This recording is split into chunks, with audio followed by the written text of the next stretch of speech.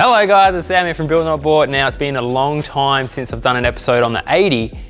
It feels like it's been a long time. And I'll tell you what, since the Brisbane show till now, I haven't actually swung on any spanners in the shed. Took a little bit of time off, did a lot of editing for that New South Wales trip, but we're back. Hopefully it's like riding a bike when you get back into this 80. I've done a few little things, put the brake lines in, some stuff that's off camera. You may have noticed new wheels have arrived. So we've got the Fuel Anza. So these are their proper bead locks, pretty sweet rims. And we've wrapped them in they're actually a Mark Ma tire, but they're Black Bear's version. So Black Bear brought in this new Mark Ma tire.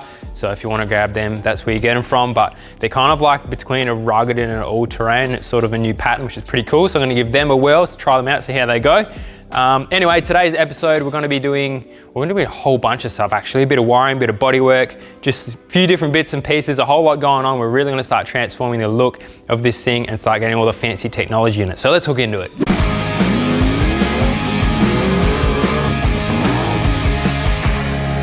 Oh my God, oh, yeah. That was crazy.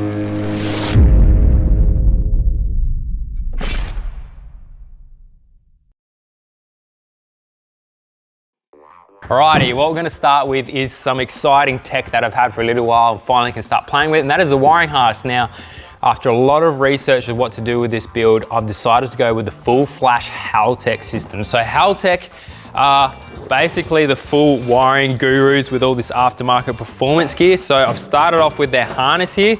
Now I've already gone through and done a bit of the wiring because it's just one of these tedious jobs. You sit there and got to wire it all. I've pulled out a lot of the stuff that I don't need, so I'm going to pull these wires out of the plugs to clean it up. But I'll take you through the different bits of the harness and exactly what's going on in a sec. We've got a bunch of sensors as well. So Haltech have their own sensors, basically full engine management system stuff. So that's like a combined pressure, temperature sensor. We've even got boost controller, that's electronic, you run through the ECU.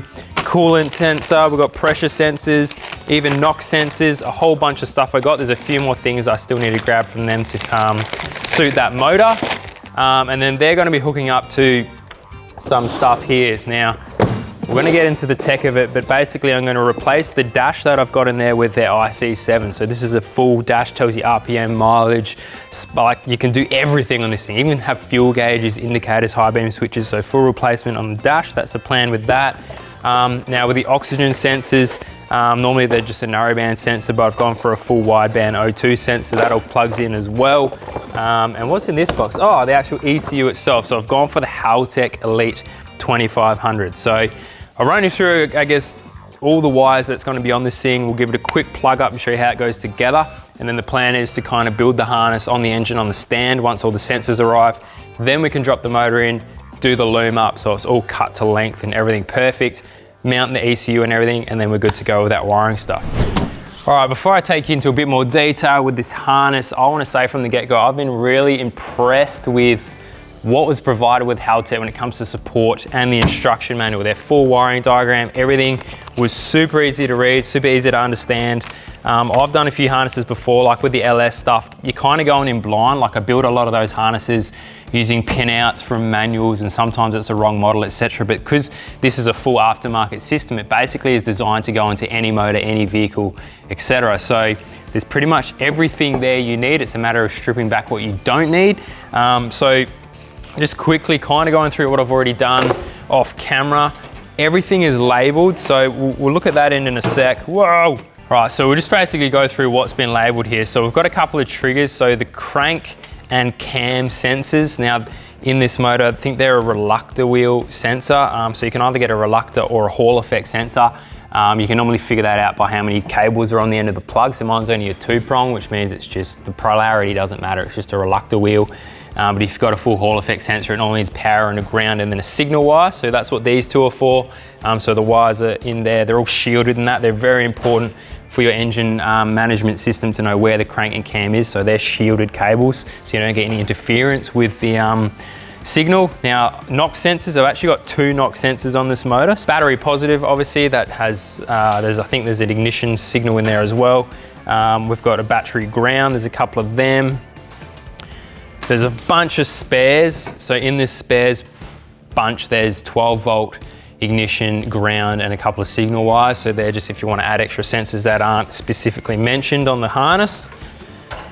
We've got fuel pump, so that obviously goes through that relay box, so that's pre-triggered through that relay, so this can go directly to your pump. So these AVI, so these are an analog signal, so this one here is for my air temperature sensor, which I've got as one of the Haltech sensors. There's a coolant temp, that's AVI as well. We've got the second knock sensor, that's what I was trying to find earlier. What else have we got here? So this is a map sensor, which I think I'm going to be adding in. From factory, they don't have a map sensor, but when you're running a high boost setup like this, it's good to add in that map sensor, which is your mass air pressure, I think. So that's important. That's a 3, so you've got a power ground, a signal for that sensor. DPOs, these are digitally controlled signals. So here I've got my thermo fan signal, which is basically a negative trigger inside the ECU. So this will need to go to an external relay. And then we've got my boost controller. So the boost controller is a digitally controlled, where is it? So this actually goes into your turbo external gate, and basically you can change your boost on the fly through the ECU. So you don't have to do it with a manual controller. So that's pretty damn sweet. I was pretty stoked to have that on there. Here's some more AVIs. So TPS is throttle position sensor. So I don't have a fly-by-wire throttle. I'm still using cable on that throttle body, but it does have that throttle position sensor there for the ECU for all its mapping and timing, ignition, whatever you want to do for the tune. So we've got your injectors. And then the last ones, this one looks like just a straight earth floating around. I don't know what happened there. These ones are more AVI, so an analog signal. We've gone oil pressure sensor, and then the fuel, which is also a fuel pressure sensor as well. So pretty simple.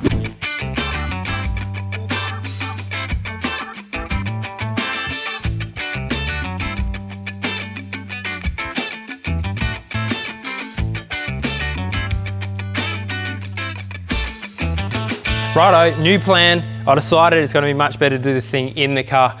I measured up with the firewall and tried to work out how I can lay it out on the bench, do this harness with it on the stand. I thought it would be easier, which it probably would be, but I was struggling to get the angles right, and I want to know exactly where this harness is going to sit. So by putting it in the car, with all the exhaust manifold and intake manifold off, I can still get pretty good access, but it'd be a lot better to put it in, wire everything up when I know exactly where the wires are going to run. So test fit number 1. The motor will be coming out again, but yeah, let's get this done.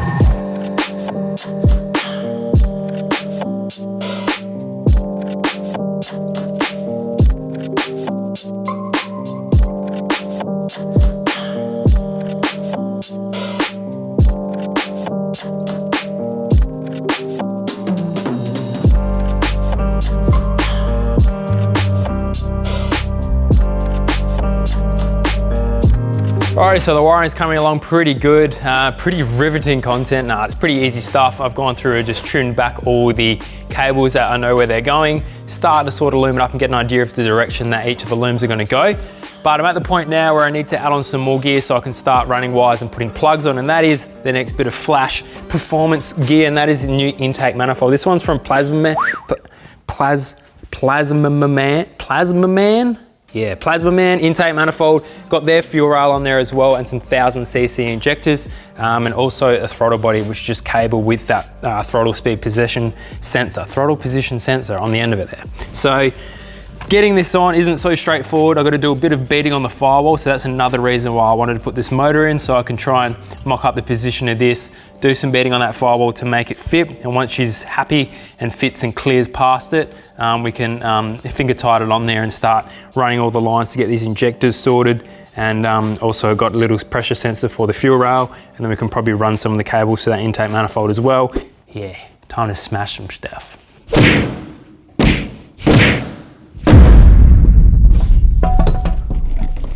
Yeah, there's a bit to do.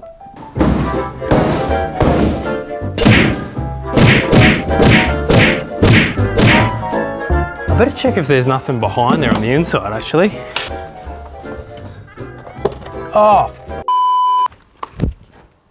alrighty, now with the clearancing out the way, I can continue on with running these wires.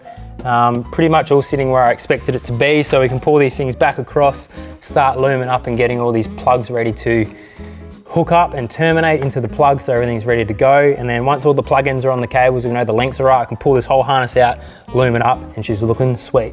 I'm glad that job's done though, because that was gonna be a pain in the butt to do later.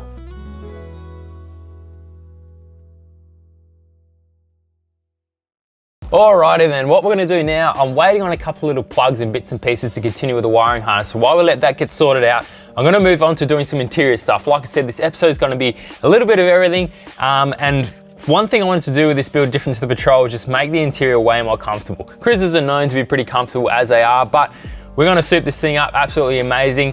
I've got some pretty trick seats on the way. I'll show you them when they arrive.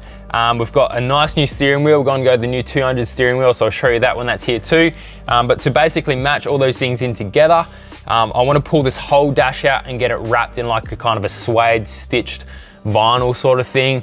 So it looks a lot more flash and it will suit the rest of the interior, changing it from that yucky gray to like a nice black. So that's what we're doing today. Rip this dash out, get it out of here so we can find a trimmer, get this thing covered so I can get it back in, car assembled, and the rest of it to match.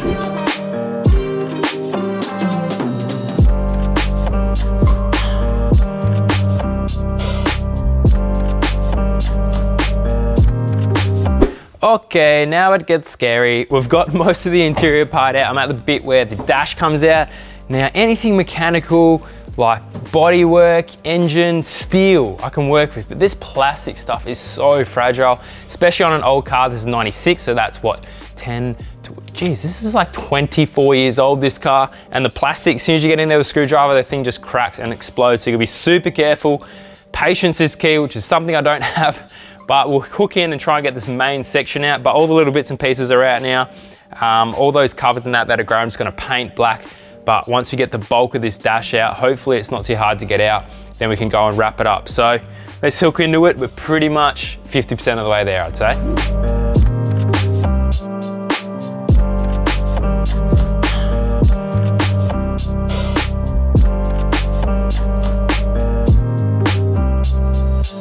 Oh man, I hurt my shoulder yesterday. Oh God. All right, here she is. Looks pretty good. So the idea, I really just want to wrap this top side here. So get that in black to match the seats, which we'll show you in a sec. So it'd be like kind of like, I'm thinking like a black suede, maybe a bit of leather, some white double stitching. So yeah, hopefully it's a pretty simple job just to wrap that. I might do like the glove box door as well. But most of the other infill panels are already black, which is pretty sweet. So yeah, I'll find a trimmer, hopefully someone on the Sunshine Coast, do a bit of Googling, see if someone's keen to do it, get that sorted pretty quick, hopefully, if there's not too much of a wait, and then get it back in. Anyway, I'll show you these seats because they're pretty damn radical. Alrighty, check these bad boys out. I'm super impressed with how these came out now. I wanted to do something a little bit flashy inside, so I hit up the guys at In Charge Automotive. Now they're down in Victoria, I believe. And they do a lot of these seats for like cruisers, 79s, all sorts of stuff. Now this is something a little bit more special. Put the logo in the headrest, BNB in the back seat as well. You can pretty much get whatever you want put in there if you have a business or something, which is pretty sweet. But super stoked with the finish and design of this. So now you can sort of see the direction I'm going, the idea that I want to do with this dash to kind of match all of that stitching and get it to tie in. So, I'm also going to show you the steering wheel. I was going to save it for later, but I'm super excited. So EC Off-Road 200 series steering wheel. This has got all the buttons and everything, which is Bluetooth controlled to your head unit. So yeah, everything's gonna tie in with that nice new modern look. Haltech dash, 200 steering wheel, these seats. Tell you what, it's looking better than the Patrol already. Alright, so I dropped the dash off to the trimmers to get a couple of quotes to get the thing together. Unfortunately, he's going away for 10 days tomorrow, so I'm not gonna get that back this episode, so I'll have to see how that thing turns out later on.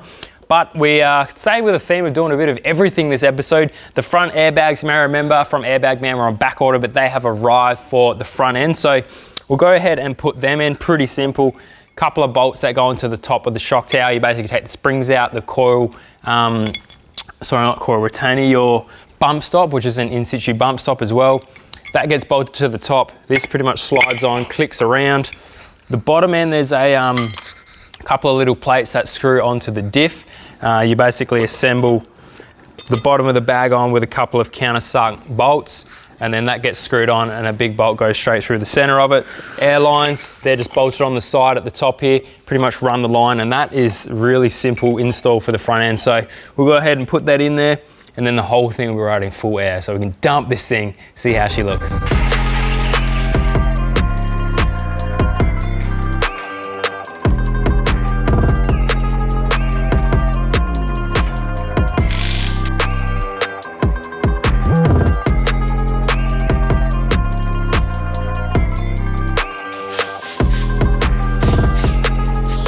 Alrighty, I think we're on air, baby. Let's go.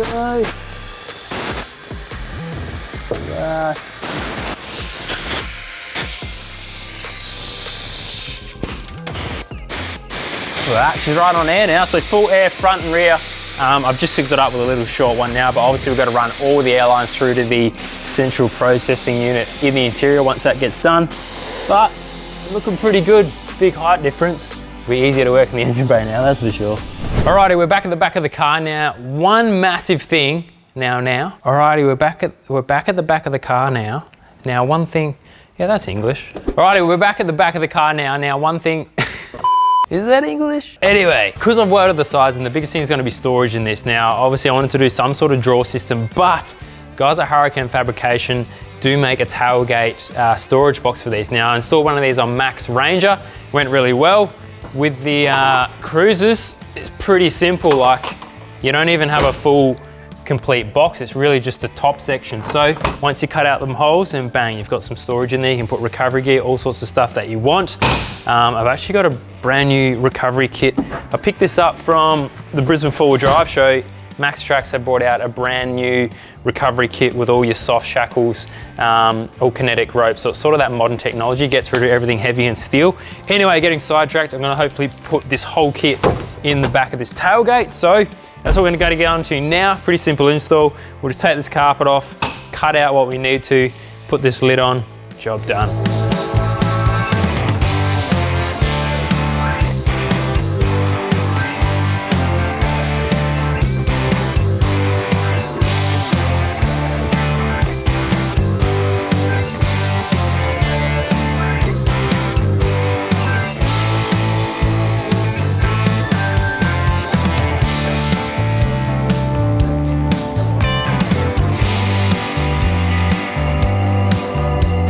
Alrighty, check this out, all installed, and we're one step closer to making this thing kind of usable.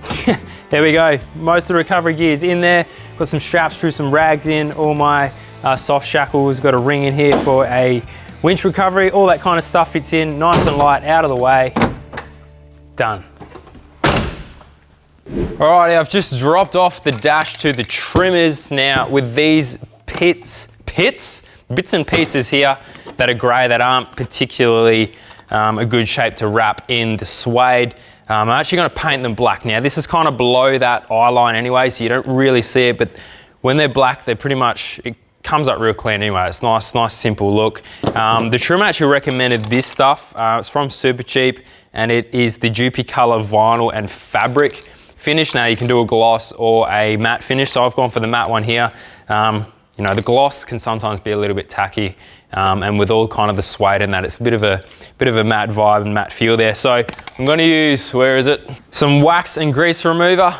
So actually a little trick that Cam told me was you actually could use a bit of the wax and grease remover on there and put it out in the sun, and it kind of helps draw out all the oils that are deep into the material. Draws it out of the plastic, then you give it another run and put it out in the sun so the heat will actually bring it to the front, and then you can really clean up and get all the wax from out of it on the surface and within that top layer. Obviously a bit of a sand in between as well, just scuff it up with some Scotch-Brite, and yeah, it should stay on pretty nice. I reckon this stuff really sticks good, because that's the worst thing with kind of just painting plastic and vinyl is it can chip off real easy, but this stuff's designed for the vinyl, so we'll see how it goes.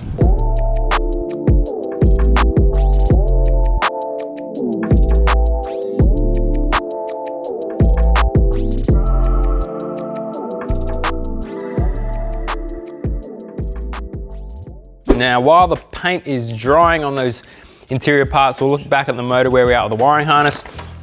I did tell you guys at the start of this episode, we're going to be doing a bit of everything, and I definitely wasn't lying, because we're back up the front here. I've loomed up most of what I can with the injectors and started looming up the bottom part of the harness. So on this passenger side here, we've got both knock sensors. I've done the plugs for them. We've got the coolant sensor, the throttle position sensor, that's all plugged up with a Deutsch, and then a bit of a cable here ready for the air temperature sensor, which I won't be putting on until I've sorted out an air box, and we'll plug it into there somewhere around that vicinity. Still having dramas with the cam and crank angle sensors. They're genuine Toyota plugs which cannot be bought from Toyota. you have to go and buy a full engine harness. Wreckers don't want to separate them. I've been to Ashdowns, a lot of plug J-car places, stuff like that. They don't have that plug because it's a specific Toyota part. God damn it, why do manufacturers do these things? So I'm trying to suss out that issue at the moment. So I think we're at the point now, I'll just do a little bit more looming up, and then we'll pull this motor out again because I want to get onto sorting the sump out, get this bung welded in there for the drain return on the turbo, and then we can put the motor back in basically full time and bolt it in properly. Got some new engine mounts, which I'll show you in a sec, and I'll show you why I've changed them. And then, yeah, we'll be looking like pretty much reassembly once the motor's in that second time. I think that's it, it's never coming out again. So let's get going with that. Oh, also got to fix the bloody paint job that I smashed on the firewall there, getting this intake manifold in, which wasn't really a fun time. So let's sort all that out, see how we're looking.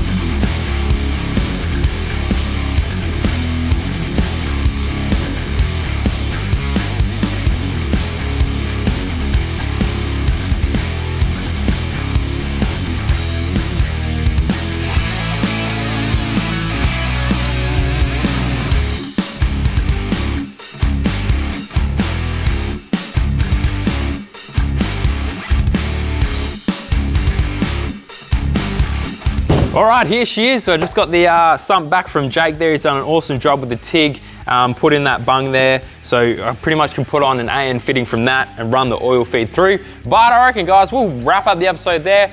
It's getting on a bit. I know this one was a little all over the place, but like I said, I'm kind of finishing off a lot of loose ends at the moment, and now I can put the sump on. I'm at the stage of reassembly. This motor can go back in for good, and we can really start throwing everything on, and it will start coming together quite quickly once we get these bits and pieces back. Oh, last thing I was meant to show you. I mentioned earlier about engine mounts. I wasn't gonna leave you hanging, but these will be going in next episode, but these are from Tough Mounts. I'll just sort of let you guys know in case you were curious, and a couple of guys have asked me on Instagram what mounts I'm using, because straight up, these standard Toyota mounts are pretty horrendous. I can already see cracking happening on pretty much every side of this rubber mount. So these are a lot stronger, a lot simpler, and they're a direct bolt-in replacement. So that's when we're running with those mounts. We'll get the motor back in next episode, guys, so stay tuned for that. Definitely jump over to our website if you want some merchandise. Coming into winter, we've got some new hoodies and that in stock, so definitely grab them before they sell out. And we'll see you guys in the next episode on this 80 series. Thanks for watching. Hello guys, and welcome to Built Not Bought HQ. Make sure to click on the far left to subscribe to the channel. Click down below to see the latest episode if you missed it, and don't forget our merchandise on our website. See you in the next episode.